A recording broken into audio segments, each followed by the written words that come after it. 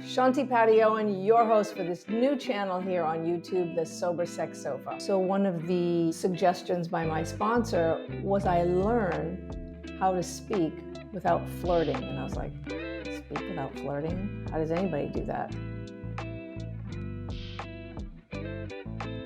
Welcome back. The topic of today's video is sober sex. Now, some of you might not exactly know what sober sex is, so let me give you a personal definition of mine. Basically, it's having sex when you're sober. I know that sounds sort of obvious, but it's not to a lot of people. So I used to drink alcohol, I used to smoke pot, so I no longer have sex when I drink alcohol or smoke pot. I don't do those anymore since July 5th of 2016. Sober sex also includes people who have sex addictions, love addictions, which I also have, and they also come with their own specific niche of challenges. I'll talk about that today too. So let's get to probably, which is a little more simpler to explain, having sex once someone's sober off of substances. We often go to substances to release our inhibitions. And sex is definitely an area where many of us felt challenged. So having sex after getting sober off of substances presents challenges. In the 12-step rooms, it is not only advised, it is strongly suggested that people not have sexual relations, start a new relationship until you have finished all of your 12 steps. What happens when we stop drinking, is that several emotions start coming to the surface that we never wanted to experience. That's why we took the substances in the first place. Many of us are riddled with anger, anxiety, shame. There are a lot of feelings that start coming to the surface and we don't quite know how to deal with them. They take time, patience, love, and compassion to work through them. Whether you do it through a 12-step program, whether you do it through going to a rehab center, whether you do it through therapy, or all three. So it is not recommended to get involved in sexual relations until you have gotten some solid ground in sobriety. There are some people actually who go to rehab for 5 or 6 months. Now, that is not the case for the majority of people, but for those who do go to rehab for 5 or 6 months, they have a very solid ground to stand on. 30 days in rehab is wonderful. 60 days is better, 90 days even better. Work with your counselors, your therapists, your sponsor if you're in a 12-step program, and discuss with them how they feel about when you feel ready to start intimate relationships again. Because even if you don't have an addiction, intimate relationships can definitely be a challenging arena. I also want to mention that many of us who were in monogamous relationships or marriage, or maybe even people who had several relationships, once we get sober, it is far more challenging to navigate these intimate waters. And it is oftentimes recommended that if you are living with someone, when you were using, drinking, acting out sexually, that you have a period of a few months, if it's possible, it's not always possible, that you live separately or in separate bedrooms to keep the sexual component separate so that you can focus on yourself. This is the most sacred period of many people's lives. They've never had the opportunity to really look inside themselves, to really find out who they are, to find out where their challenges lie. So my first 12-step program was in the sex and love arena. And when I stopped acting out sexually, I did not know who I was.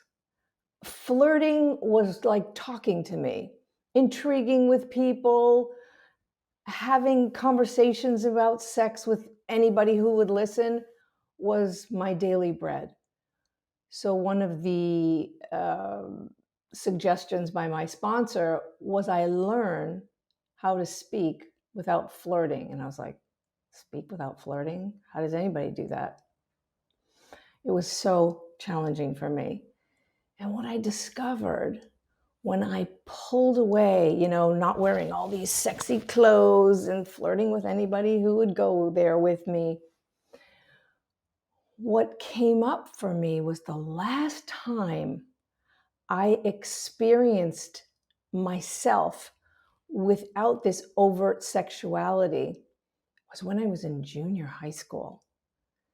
And I felt a lot of shame. I did not like who I was in junior high school. And I will say many people didn't like who they were in junior high school. It is an awkward phase of our life. I am now about 5'10". I think I was about 5'8" when I was 13. I was extremely tall, skinny. I was smart, nerdy. I was an athlete. Definitely not a young lady that was on the popular guys at school list, okay? So that I had to live with that for, I would say, almost a year of living with this nerdy girl, and I hated it. I absolutely hated it. It was one of the reasons I loved drinking. I loved smoking pot. And then after working the 12 steps, I started to actually really love this nerdy girl. This nerdy girl is a huge part of who I am. And I never felt proud of her, but I do now. And sure, I know how to flirt. If I want to put on my flirt, I can do it. But I used to not be able to when I was drinking, smoking pot, or acting out sexually. It was impossible for me to embrace that nerdy girl. So I'm so grateful. She lives here, and I adore her. All right, now let's get to the basics of what happens when we start having sober sex. Nervous, anxious. I remember the first time I had sober sex. Now for me, because I'm in the 12-step programs for sex and also for love addiction, there are many activities that I don't do that maybe people who are only taking alcohol off the table or drugs off the table, maybe they can participate, but I don't, because I have a stricter boundary. And one of those boundaries is that for me to have sex with anybody, I need to be in a monogamous relationship.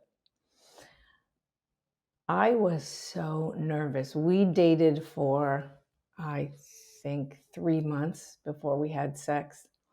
Oh my God, I felt like I was back in high school. Very nervous. And that same feeling came up, and I didn't want to feel that. And then I remembered that I loved my nerdy girl and to embrace her. And I did tell the man I was dating how nervous I was. And he was so super sweet. And it was a mind-blowing experience. It was so beautiful. It was like my first boyfriend in elementary school. And I don't know, I think I was 10 years old. And all we did for that year was occasionally hold hands. And it was the most electrifying, exciting experience for me. And those feelings started coming back. So yes, initially sober sex is quite challenging, especially when we have relied upon substances or behaviors that have helped us to ease into the situation.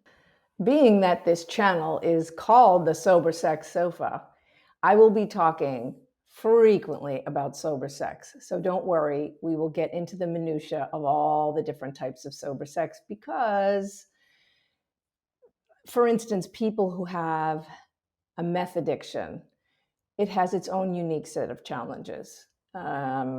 Each type of substance has a way of affecting us in our behavior when we were using, and then when we take it off, it has its unique set of challenges. I will also talk about the unique set of challenges for sex addicts and love addicts. I will talk about everything. And I want to remind you that you can reach me by email, which is sobersexsofa@gmail.com. People have already been reaching out to me. Thank you. I know that some of you are shy about asking certain questions, and it's helping.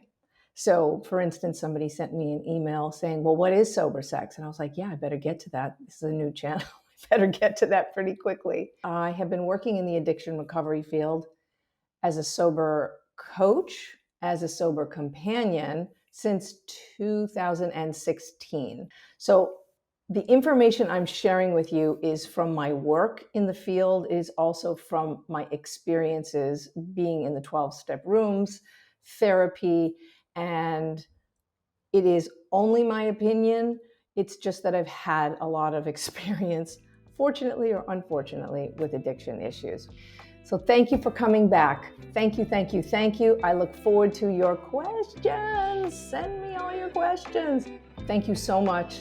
Please keep coming back to the Sober Sex Sofa.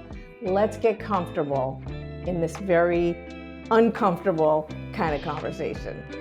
Thank you, everybody.